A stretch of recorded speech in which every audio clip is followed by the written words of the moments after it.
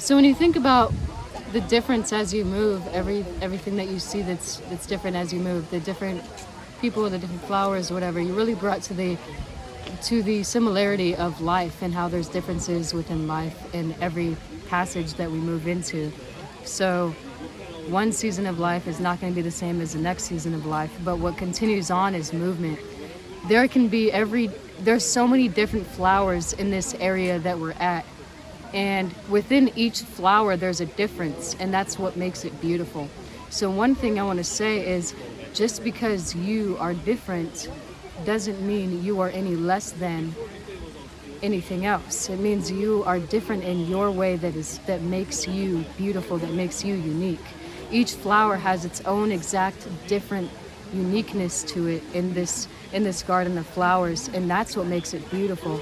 And I know it sounds so arbitrary and just so basic, but there really is a sense of beauty to that, because within it all is just uniqueness, and that's what makes you beautiful.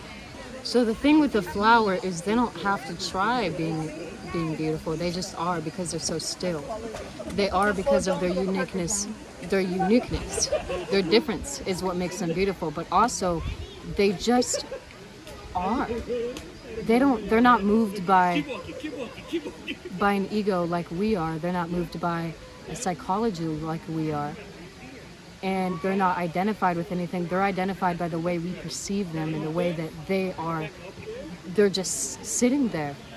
And that's what makes it so beautiful, because life is like that in a sense. And it should be like that.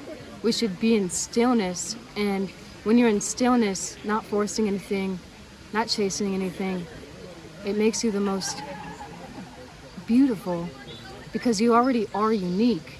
But when you accept your uniqueness within stillness and within just standing out in your own different uniqueness and really tapping into your uniqueness and differences, that's what really lets you be your truest self as a flower that's a different color, as a flower that's a different shape or looks beautiful in a different way.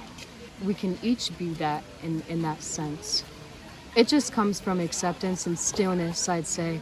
And once you accept and once you're still, then you're able to truly move through the different paths of differences within life that will lead you to your truest self, I'd say.